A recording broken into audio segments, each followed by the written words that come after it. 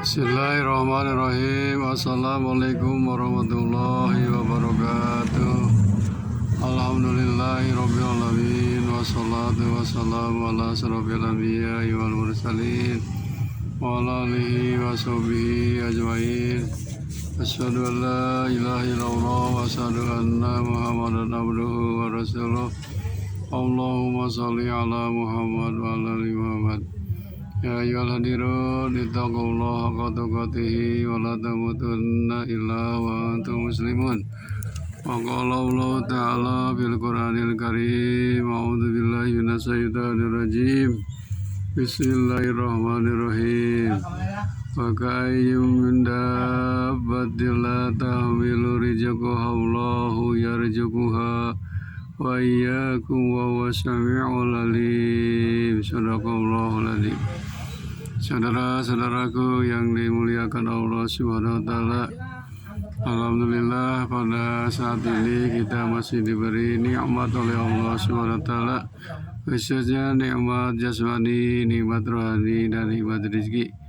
Mudah-mudahan segala macam nikmat pemberian Allah kita bisa mensyukurinya. Amin ya Allah ya rabbal alamin. Hadirin rahimakumullah, dalam mukadimah tadi saya bacakan ayat suci Al-Quran surat Al-Ankabut ayat 60. Ini yang berhubungan bahwa rezeki dijamin oleh Allah Subhanahu wa taala. Jangan khawatir, jangan ragu bahwa semua makhluk yang melata di muka bumi ini dikasih rezeki oleh Allah Subhanahu wa taala. Sesuai dengan firman-Nya, wa ka'ayyin min dabbatin la tahmilu rizqaha Allah wal alim. Yang artinya beberapa banyak binatang yang melata yang tidak sanggup membawa rezekinya atau makanan kebutuhannya. Allah yang menjamin rezekinya juga terhadap kamu. Ayat ini menjelaskan kepada kita bahwa ini oleh Allah sudah ditentukan rezeki oleh Allah Subhanahu wa taala. Malahan di dalam kitab Al-Hikam disebutkan di dalam surat At-Taha, Allah telah berfirman, a'udzubillahi minasyaitonirrajim.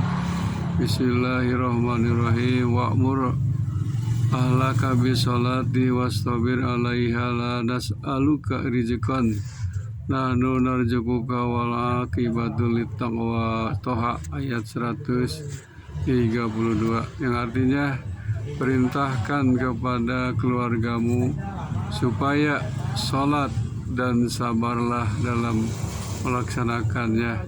Kami, yaitu Allah, tidak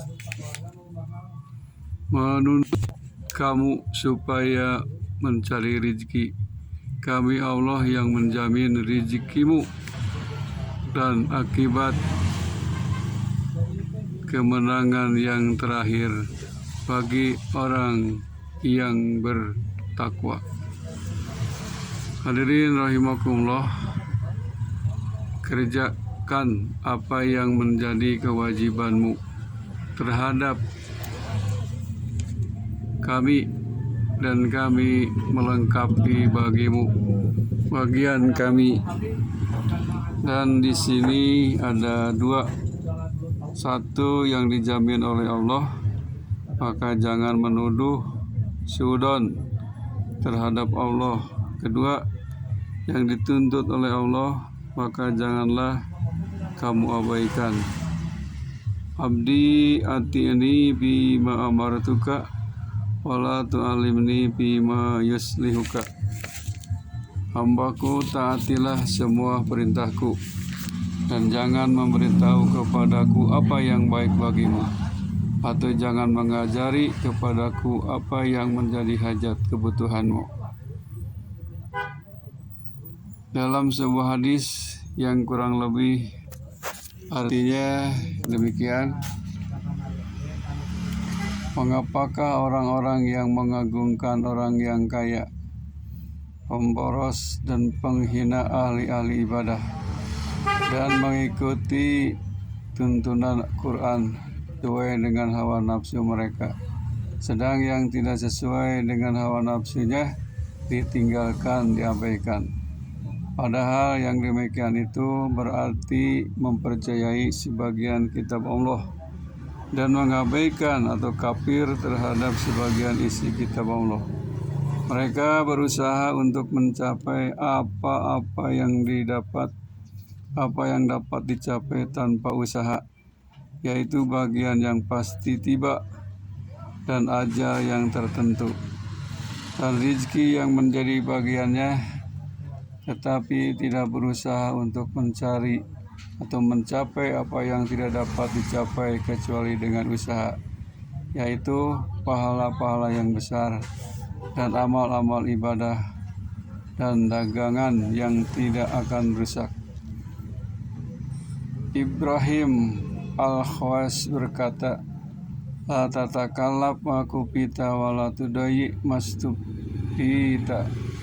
Jangan memaksa diri untuk mencapai apa yang telah dijamin dicukupi, dan jangan menyia-nyiakan, mengabaikan apa yang diamanahkan, ditugaskan kepadamu. Oleh sebab itu, maka siapa yang berusaha untuk mencapai apa yang sudah dijamin, maka mengabaikan apa yang ditugaskan kepadanya. Arti buta mata hatinya karena sangat bodohnya. La yakun ta'akhuru amadil ata'i ma'al ihaji fidu'ai mujiban. Ya sikap wa domina lakal ijabah bima yahtaruhu lakala bima tahtaru li nafsika wa fil waqtil ladhi yuridu la fil waqtil ladhi turid. Janganlah Allah kepadamu padahal engkau bersungguh-sungguh dalam berdoa, menyebabkan patah harapan, sebab Allah telah menjamin menerima semua doa dalam apa yang Ia kehendaki untukmu, bukan menurut kehendakmu dan pada waktu yang ditentukannya, bukan pada waktu yang engkau tentukan. Allah berfirman, wa rabbuka yahluku ma yasha'u wa yahtaru ma kana lahumul khiyar.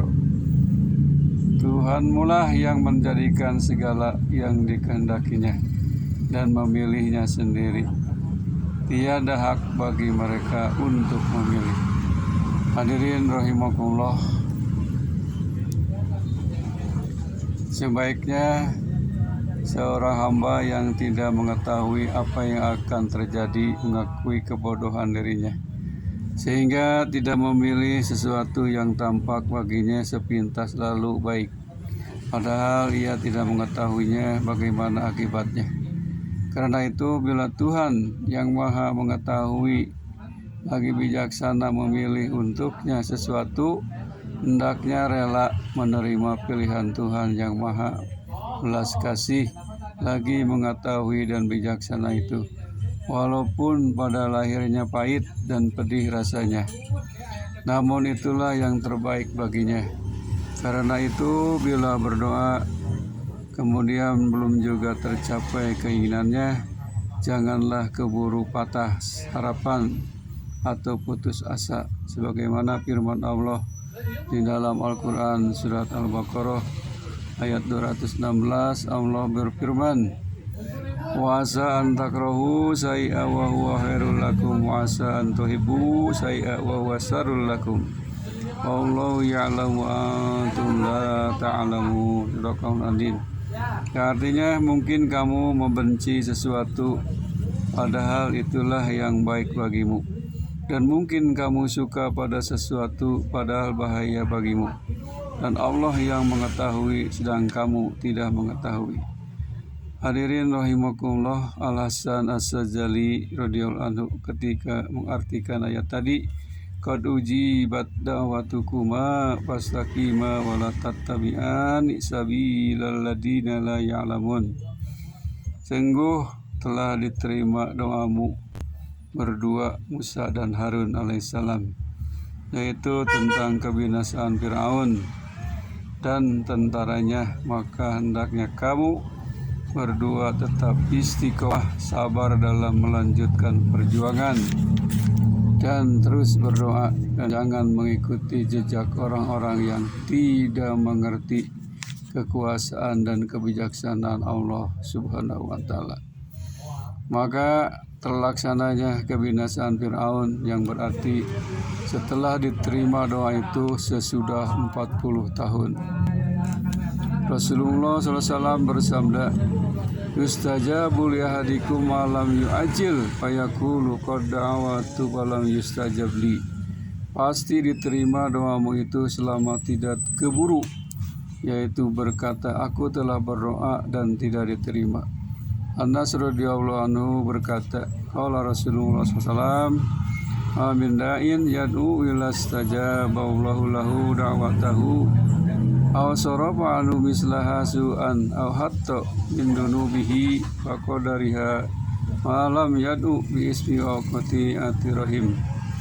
Tiada seorang berdoa melainkan pasti diterima Allah doanya, atau dihindarkan daripadanya bahaya, atau diampunkan sebagian dosanya selama ia tidak berdoa untuk sesuatu yang berdoa atau untuk memutus hubungan famili. Abul Abbas ketika sakit datang seorang sambang kepadanya lalu berkata, "Semoga Allah menyembuhkan kau." Apakah Allah? Abul Abbas tinggal diam, tidak menyambut kata-kata itu. Kemudian orang itu berkata, "Yu'afika." Maka dijawab oleh Abul Abbas, "Apakah kau kira saya tidak minta afiah kepada Allah? Sungguh saya telah minta afiah, dan penderitaanku ini termasuk afiah." Ketahuilah Rasulullah meminta afiah, dan ia berkata, "Majalat aklatu Khaybar tu'awiduni wal ana qad kutiat abhari." Selalu bekas makanan Khaybar itu terasa olehku, dan kini masa putusnya urat jantungku. Abu Bakar As-Siddiq minta afiah dan minta terkena racun. Umar bin Khattab minta afiah dan mati terbunuh. Utsman bin Affan juga minta afiah dan juga mati tertikam. Ali bin Abi Thalib minta afiah juga mati terbunuh. Maka bila kau minta afiah kepada Allah, mintalah menurut apa yang ditentukan oleh Allah untukmu. Maka sebaik-baik seorang hamba ialah yang menyerah menurut kehendak Tuhannya dan mempercayai bahwa yang diberi Tuhan itulah yang terbaik baginya, meskipun tidak cocok dengan kemauan hawa nafsunya. Dan syarat utama untuk diterimanya suatu doa ialah keadaan terpaksa, sebagaimana firman Allah dalam surat An-Nahl ayat 62. A'udzubillahi minasyaitonirrajim. Bismillahirrahmanirrahim. Amma yujibul mudtarra idza da'ah. Apakah yang selalu menerima doa orang terpaksa apabila berdoa minta kepadanya? Keadaan terpaksa itu bila merasa tidak ada sesuatu yang diharapkan selain semata-mata karunia Allah. Tidak ada sesuatu yang dapat dijadikan perantara, baik dari luar yang berupa benda atau dari dalam dirinya sendiri. La yusakkikannaka fil wa'di adamu wa ku'il ma'udi wa in ta'ayyan jamanuhu bi alla yakuna dalika qadha fi basiratika wa ihmadan linuri sariratika. Jangan sampai meragukan kamu terhadap janji Allah, karena tidak terlaksananya apa yang telah dijanjikan itu, meskipun telah tertentu tiba masanya, supaya tidak menyalahi pandangan mata hatimu atau memadamkan nur cahaya hatimu. Hadirin rahimakumullah, manusia sebagai hamba tidak mengetahui bila Allah akan menurunkan karunia rahmatnya, sehingga manusia jika melihat tanda-tanda Ia mengira mungkin telah tiba saatnya. Padahal bagi Allah belum memenuhi semua syarat yang dikehendakinya. Maka bila tidak terjadi apa yang telah dikira-kira itu, hendaknya tiada ragu terhadap kebenaran janji Allah Subhanahu wa Ta'ala.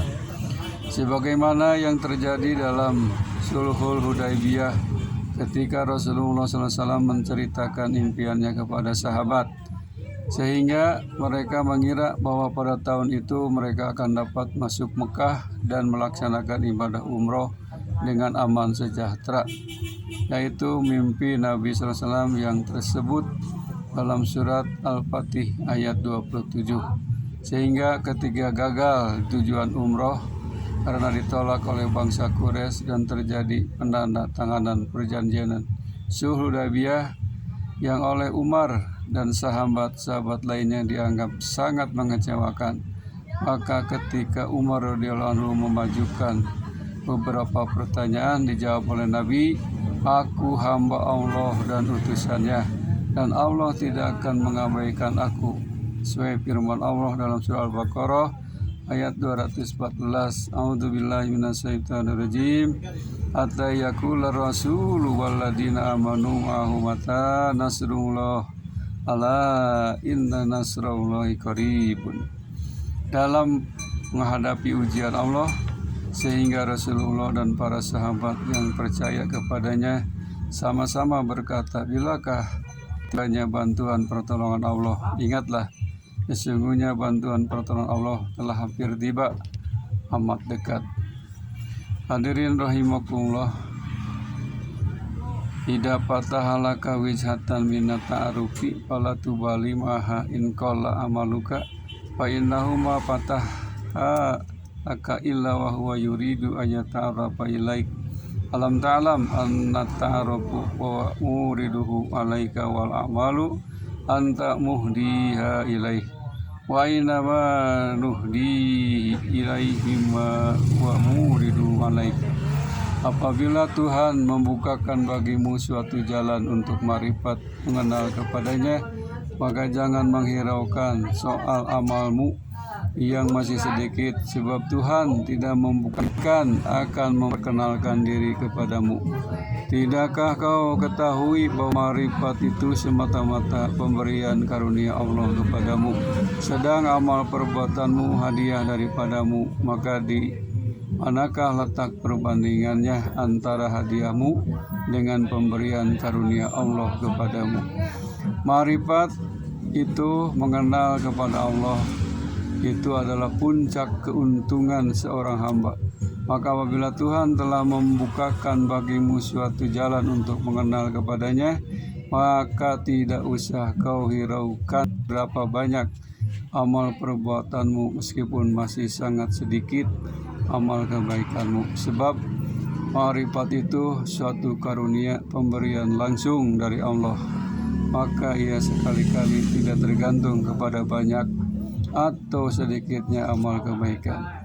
Hadirin rahimakumullah, Abu Hurairah radhiyallahu berkata, bersabda Rasulullah SAW, Allah berfirman, apabila aku menguji hambaku yang beriman, kemudian tidak mengeluh kepada pengunjung-pengunjungnya, maka aku lepaskan ia dari ikatanku dan aku gantikan baginya daging dan darah yang lebih baik dari semula. Dan ia boleh memperbaharui amal, sebab yang lalu telah diampuni semua. Diriwayatkan Allah telah menurunkan wahyu kepada salah seorang Nabi SAW.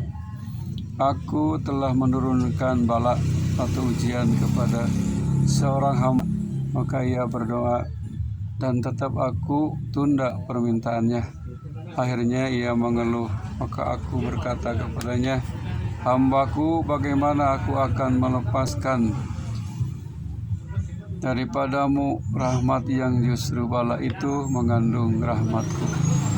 Karena dengan segala kelakuan kebaikanmu engkau tak dapat sampai ke tingkat yang akan aku berikan kepadamu, maka dengan bala itulah engkau dapat mencapai tingkat dan kedudukan di sisi Allah Subhanahu wa Ta'ala.